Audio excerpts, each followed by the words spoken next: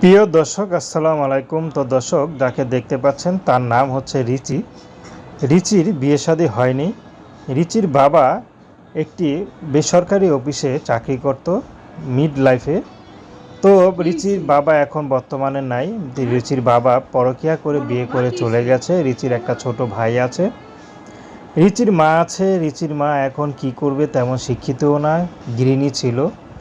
তো বর্তমানে রিচির মা তাদের আত্মীয়স্বজন আছে, তাদের বাসায় টুকটাক থালা বাসন মেজে দেয়।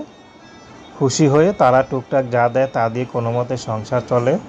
তো বর্তমানে রিচির বিয়ের বয়স হয়েছে, অভাবে সংসারে কে বিয়ে করবে। রিচি দেখতে মাশাল্লাহ বেশ সুন্দর, লম্বা চূড়া আছে।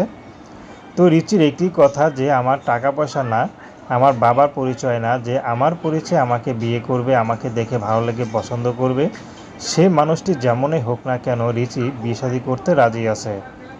তো দর্শক, এই ছিল রিচির জীবনের সংক্ষিপ্ত জীবন কাহিনী। আসসালামু আলাইকুম।